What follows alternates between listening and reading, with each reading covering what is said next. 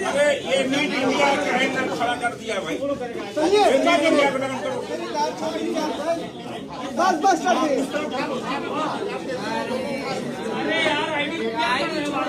Start करिए मैं start करता हूँ तो दिल्ली साहब के पीछे तक आ गए। भाई थोड़ा फ्रेम नहीं आ रहा भाई, आप तो लाइव कर रहे हैं ना, थोड़ा सा बढ़ा लें, कोई दिक्कत नहीं होगी।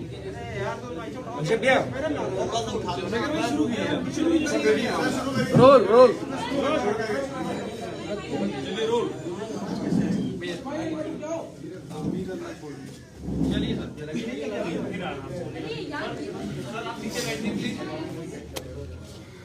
बहुत धन्यवाद आप सब लोगों का।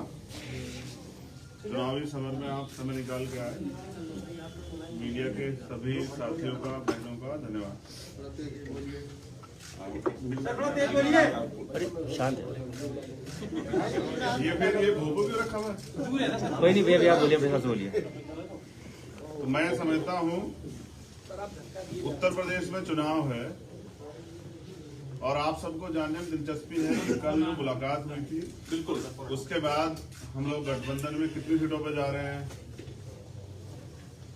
कहां से लड़ने वाले हैं, ये सब चीजें आपके मन में।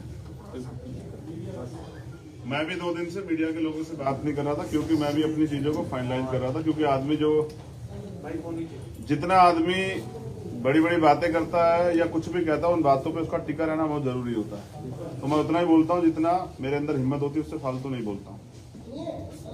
मैं समझता हूँ कि 6 महीने पहले से हमने भी ये प्रयास किया था कि बहुजन समाज 85% बहुजन समाज इकट्ठा हो, जिसके लिए हमने अखिलेश जी पे भरोसा किया कि वो इस आंदोलन को आगे बढ़ाएंगे।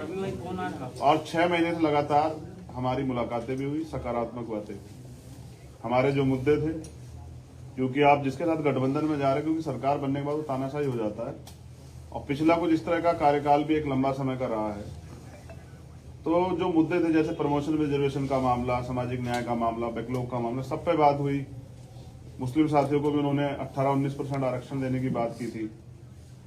सब चीजें बात होने के बावजूद मैं समझता हूं कि सब चीजें, क्योंकि घोषणा करना और उन पर खड़े रहना, मुझे जवाब देना है समाज को। 2 अप्रैल के मुकदमे सरकार ने लगाए, इस सरकार को रोकने का हमने तमाम तरह से प्रयास किया, और इसलिए से 2 दिन से मैं यहाँ हूं। 1 महीना 10 दिन से हमारी बातचीत चली और अंत तक पहुंची, क्योंकि पिछले 9 साल से लगातार हम बहुजन समाज के लोगों को इकट्ठा करने का काम कर रहे हैं। बड़ी मुश्किल से हम अपने लोगों के अंदर रीढ़ की हड्डी पैदा कर पाए। उनका विश्वास टूट गया था कि भाई वो आगे नहीं बढ़ पाएंगे, क्योंकि जब हमारे आंदोलन की विचारधारा बदली, जो पिछला आंदोलन था, तो तकलीफ हुई। अच्छा, इस विषय में ये भी याद दिला दूं कि आज बहन जी का जन्मदिन है, तो माननीय बहन जी को भी जो है जन्मदिन की हार्दिक बधाई। वो दीर्घायु हो, स्वस्थ रहें, और उनके लंबी उम्र की मैं कामना करता हूं तथागत खुद से। भरपूर प्रयास किए गए, क्योंकि हमारे लोगों का एक भरोसा है। पिछली बार जो अखिलेश जी की सरकार में हुआ, उनको ये डर है कि अगर हमारा लीडर वहां नहीं होगा तो कल जो सरकार बन जाएगी हमारे लोगों के वोट से, तो मुझे नहीं लगता कि उनपे सारे मुद्दों पे बात हो पाए, क्योंकि जो उनकी पार्टी से शेड्यूल कास्ट के लीडर जीत के जाएंगे या नहीं भी जाएंगे, वो बेचारे अपने राष्ट्रीय अध्यक्ष के प्रति खिलाफ नहीं हो सकते। पूरी जिम्मेदारी से 2 दिन यहाँ रहने के बाद, सारी पार्टी कार्यकर्ता बात करने के बाद, सारी चीजों को छोड़ के हमने तय किया कि बीजेपी को रोकना है, किसी भी कीमत पर रोकना है। हम लोग बीजेपी को सत्ता में नहीं आने देंगे, क्योंकि मैं निर्दोष होते 16 महीने जेल में रहा, 100 से ज्यादा मुकदमे। आज भी आप देख लो कि प्रेस को नहीं करने दे रहे हैं। मुख्यमंत्री खुद प्रेस करते हैं, प्रधानमंत्री मास्क उतार के घूमते हैं सारे में। तो बीजेपी ने जो 69,000 शिक्षक भर्ती घोटाले के, इन सबको रोकने के लिए हमने एक कदम बढ़ाया। सकारात्मक रही सब चीजें, लेकिन अंत समय में मुझे लगा कि अखिलेश जी को दलितों की जरूरत नहीं है। वो इस गठबंधन में दलित नेताओं को, दलित लीडरशिप को नहीं चाहते। वो चाहते हैं कि उनको दलित वोट करें, लेकिन मेरा डर ये था कि अगर दलित उनको वोट कर देंगे तो कल जो उनके ऊपर एक आरोप पिछली सरकारों में भी रहा, क्योंकि मान्यवर काशीराम साहब को मैं नेता मानता हूं, उन्होंने भरोसा करके नेताजी को मुख्यमंत्री बनाया। फिर क्या हुआ आपके सामने इसी डर को समाज के अंदर डरता। सारे बुद्धिजीवियों ने, हमने खुद में भी चर्चा की, सब लोगों ने कहा कि आप खुल के बात कीजिए कि कल ऐसा तो नहीं कि सरकार जाने के बाद, सरकार बनने के बाद जो है हम अपने विषय पे बात ही ना कर पाए, दलितों के साथ फिर वो शोषण हो, घर जलाए जाए, उनकी जमीन कब जाए, उनको पीटा जाए, उनको सताया जाए, महिलाओं के रेप हो, हाथरस जैसे कांड हो। और 2 दिन में निराशा हुई कि 1 महीना 10 दिन के बाद उन्होंने कल अपमानित किया। ये दुखद। अपमानित किया आपको? ये बहुजन समाज के लोगों का उन्होंने अपमान किया है। किसने सर? अखिलेश यादव ने। मुझे ये भरोसा था कि सर, वो फिर से एक बार कह दिए नाम। भी 85% बहुजन समाज के लोगों को इकट्ठा करने का प्रयास करेंगे, क्योंकि हम सब लोग भाजपा को रोकने का प्रयास कर रहे थे। मैं समझता कि यहाँ पीठ के दर्द के बाद भी 2 दिन से हूँ कि किसी तरह से बात सकारात्मक हो जाए, लेकिन कल आने के बाद उन्होंने कहा था कि मैं शाम तक बताता हूँ, उनका जवाब अभी तक नहीं। तो मैं समझता हूँ कि वो इस गठबंधन में दलित समाज के लोगों को नहीं चाहते, जबकि बड़े पैमाने पे हमारे साथी जो हैं, जो कार्यकर्ता जिनकी वजह से आज चंद्रशेखर यहाँ बैठे हैं, बीमार में आजाद समाज पार्टी के, उनकी ये मन था कि वो बीजेपी को रोकने के लिए इस गठबंधन का हिस्सा बने। मैंने कल ट्वीट भी किया था, आप सब लोगों ने अपने मीडिया के माध्यम से चलाया, तो मैंने कहा था कि आप अगुवा हैं, आपकी जिम्मेदारी है। दलित समाज, पसमानदा समाज, आपका दस्तकार समाज, पीड़ित समाज, वंचित समाज, पिछड़ा वर्ग के सारे नेता आपके साथ इसलिए इकट्ठा हो रहे हैं कि आप सामाजिक न्याय करेंगे। लेकिन मुझे लगता है कि अभी अखिलेश जी सामाजिक न्याय का मतलब नहीं समझ पाए। सामाजिक न्याय कहने से नहीं होता है। हम काशीराम साहब को मानने वाले लोग, जिसकी इतनी संख्या बार उसकी इतनी हिस्सेदारी की बात करते हैं, तो 25-25% दलितों की हिस्सेदारी ये है कि वो उनको गठबंधन में नहीं रखना चाहते।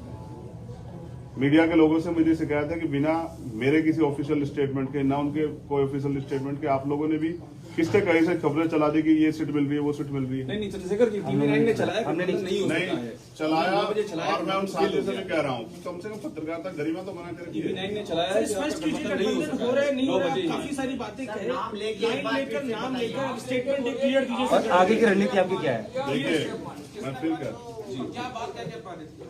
मैं यही कह रहा हूँ ना कि 1 महीना 10 दिन से उन्होंने हमसे बात की, तय करके रखा और हमसे कहा कि आप परेशान मत हो।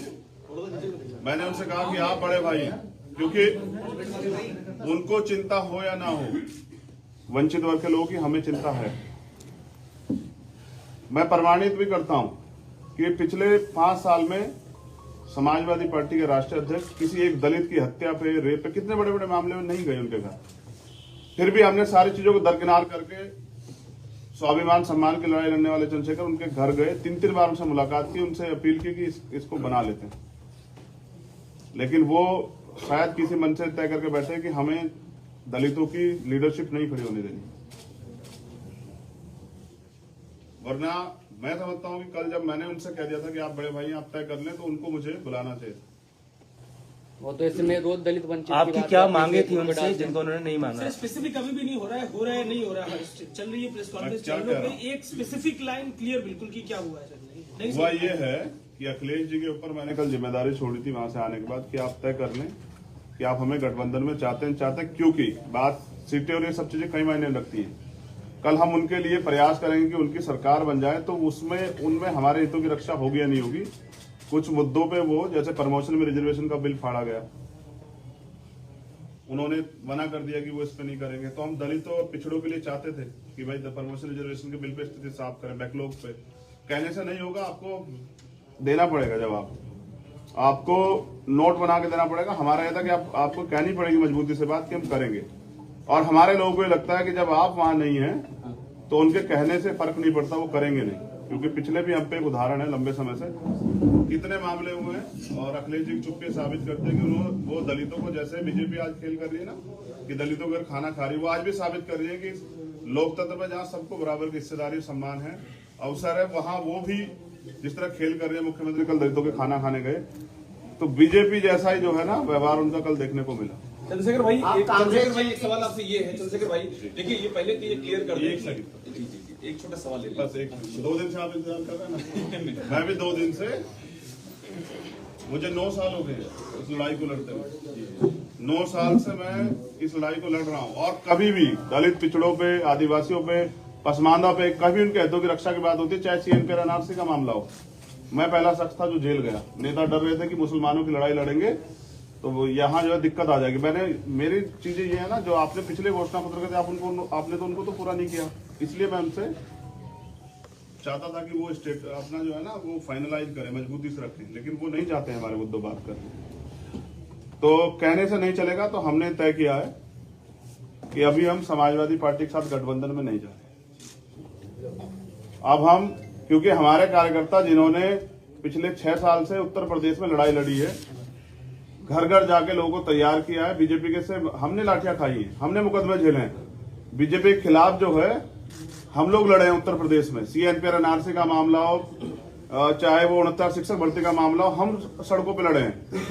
तो मैं समझता हूं कि अपने लोगों के हितों की रक्षा में स्वयं करनी पड़ेगी। मैं 25% दलितों के स्वाभिमान की रक्षा करने के लिए हूं, उनको मैं अपमानित करने के लिए, मैं तो मान्यवर काशीराम साहब को नेता मानता हूं ना, उनको राष्ट्रपति बनाने का अवसर मिला, बीजेपी ने कहा बना देंगे, उन्होंने छोड़ दिया।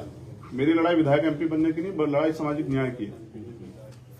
मैंने कल उनके पाले में छोड़ी थी, उनका जवाब नहीं आया। मैं मानता हूं कि वो दलितों का नेतृत्व और दलितों की हितों के मुद्दों पे बात नहीं करना चाहते।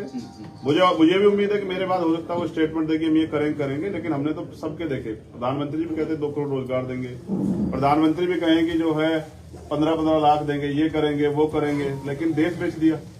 तो बीजेपी को सत्ता से रोकने के लिए मैं चाहता था कि एक लार्जर अलायंस बन जाए, क्योंकि अगर विपक्ष में थोड़ा सा बिखरा होगा उसका फायदा बीजेपी को होगा। इसलिए मैं 2 दिन से यहाँ। अब क्या करेंगे आगे? दलित समाज के लोग, वंचित वर्ग के लोग, बहुजन समाज के लोग अपने हितों की रक्षा के लिए अपनी लड़ाई स्वयं लड़ेंगे। मैं समझता था अखिलेश जी दूरदृष्टि है, वो समझते होंगे कि लड़ाई आज की नहीं है, उत्तर प्रदेश से केंद्र का रास्ता तय होगा। लेकिन पिछली बार जिस तरह से माननीय काशीराम साहब के साथ धोखा हुआ कि उन्होंने माने नेताजी को मुख्यमंत्री बनाया और वो फिर ठगे से रहे कि मैं इनका वजूद बना के जो है ना अपने लोगों को कमजोर नहीं कर सकता हूं, उनके हितों की रक्षा के लिए चुप नहीं रह सकता हूं। मैं सरकार में इसलिए नहीं शामिल होना चाहता कि अभी तो सरकार बनी भी नहीं है कि मैं अपने लोगों की हत्याओं पर, तमाम तरह की समस्याओं पर चुप हो जाऊं। मैं नौजवानों की बेरोजगारी के मामले चुप हो जाऊँ, ये मुझसे नहीं होगा। अकेले लड़ेंगे क्या? सवाल आपसे ये है, अपने दम पे लड़ेंगे और प्रयास करेंगे जो अभी बिखरा विपक्ष है उसको एकजुट करें। अगर वो नहीं होगा तो अपने दम पे लड़ेंगे। चंद्रशेखर भाई एक सवाल आपसे ये है मेरा, कांग्रेस मायावती मैं फिर कह दूं आपसे, मैंने माननीय बहन जी सबसे पहले प्रयास किया, वो हमारी नेता बड़ी है कि उनके साथ एक गठबंधन, मैंने खूब प्रयास किया। मैं स्वाभिमान सम्मान की लड़ाई लड़ता हूँ, उसके लिए मैं तमाम मुकदमे, जेल, सब चीजें देखी, तिहाड़ भी 2 बार गया, लेकिन मैंने हमेशा प्रयास किया कि एकजुटता बनी रहे। मैंने बहन जी से प्रयास किया, उन्होंने कोई इस पे सहमति नहीं की। मैंने भैया से प्रयास किया, मैंने उनको बड़ा भाई माना, क्योंकि मुझे पता कि शायद उनको कुछ ना हो, लेकिन अगर सरकार बीजेपी की आ जाती तो अगले 5 साल में जो दलितों को, मुसलमानों को, पिछड़ों को, आदिवासियों को और सब समाज को जो झेलना पड़ा और जो पिछले 5 साल में झेलना पड़ा, कहीं मैं उसका हिस्सेदार ना बन जाऊं। चंद्रशेखर भाई पर सवाल ये है कि आखिर वजह क्या रही? क्योंकि देखिए हम ये खबर लगातार चला रहे, गठबंधन नहीं हो सका, टीवी नहीं, आपको अखिलेश जी 12:30 बजे मिलेंगे, लेकिन ये बताइए कि आप उनसे पूछिए कि कद बड़ा हो रहा है, इसलिए आपका कद बड़ा हो जाएगा, इसलिए नहीं गठबंधन किया क्या? मेरा कद, मैं समझिए ना, मैं व्यक्तिगत तो लड़ाई लड़ ही रहा हूँ, मेरे कद की क्या है? अच्छा, क्या मैं, आप तो पूरे देश प्रदेश का मेरा काम जानते हैं, 23 प्रदेशों में हमारा संगठन है, मैं तो बिहार तक चुनाव लड़के आपने दम पे, तो मैं क्या उत्तर प्रदेश में नहीं लड़ सकता हूँ? लेकिन मेरा प्रयास ये था, क्योंकि मैं नहीं चाहता कल किसी दलित का, की बच्ची का, किसी मुस्लिम समाज की बच्ची का, किसी अन्य धार्मिक अल्पसंख्यक समाज समझ, किसी स्वर्ण समाज की बच्ची का भी रेप, हत्या हो। हमने देखा ना उन्नाव क्या हुआ, हमने देखा ना हाथरस क्या हुआ। इस बीजेपी को रोकने के लिए मैंने अपना स्वाभिमान दांव पे लगा दिया, जबकि मेरे वर्कर नहीं चाहते थे, वो चाहते थे कि हम अपने हितों की लड़ाई स्वयं लड़े।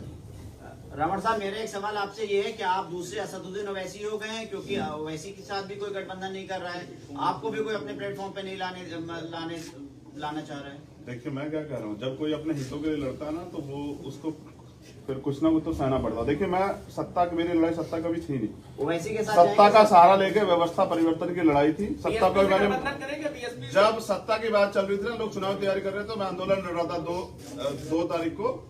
2 जनवरी को भोपाल में, जो पिछड़े वर्ग के हितों की रक्षा के लिए उनका आरक्षण जब खत्म किया गया तो सरकार के खिलाफ लड़ रहा था। अभी आपने सर एक महत्वपूर्ण बात, विपक्ष को एकजुट करेंगे, तो वो कौन लोग होंगे जिनको आप एकजुट करेंगे? मेरा प्रयास रहेगा, मैं सभी लोगों नाम लेके बताइए सर, नाम लेके। क्या कह रहा हूँ, अब आप अगर आप ये भी सोचते हैं ना कि मुझसे तो नाम लेने की उम्मीद करते हैं, आप जाके उनसे पूछेगा कि आपने ऐसा क्यों किया।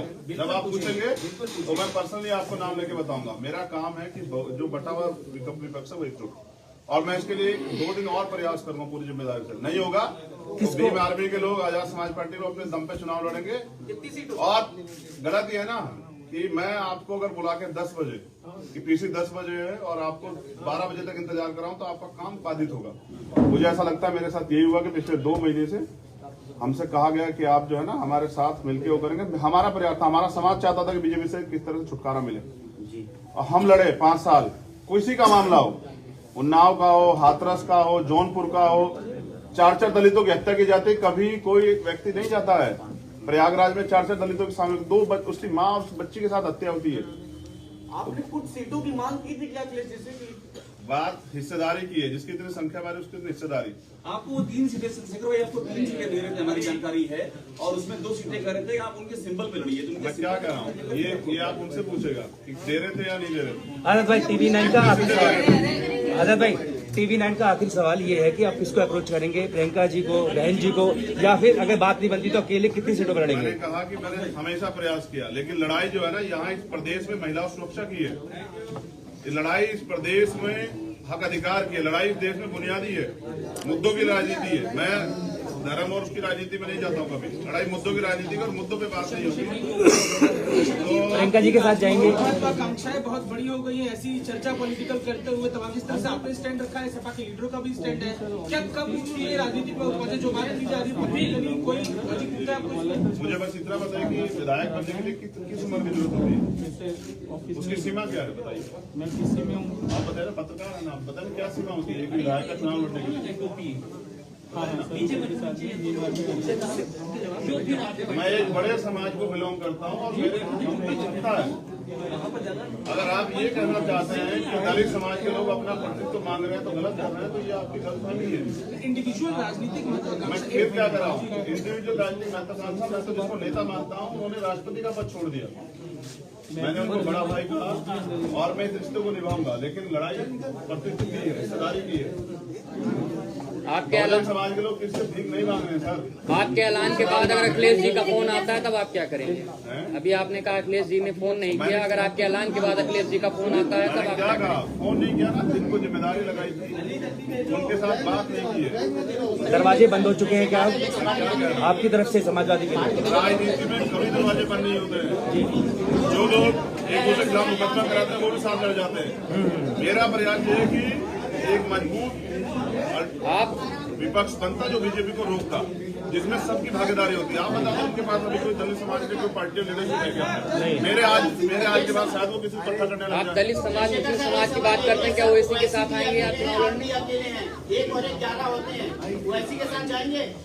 जो कुछ होगा, आज 2 दिन का समय आपसे लिया है, उसके बाद अपनी बात आपसे रखेंगे, लेकिन कभी भी दलित समाज के सम्मान से खिलवाड़ नहीं होने दूंगा, ना उनके सम्मान से जो है ना खिलवाड़ करने दूंगा। मैंने विश्वास किया कि हम इस बीजेपी को रोकने के लिए सक्षम हैं और हम जो बिखरा फिर उसको इकट्ठा करेंगे। एक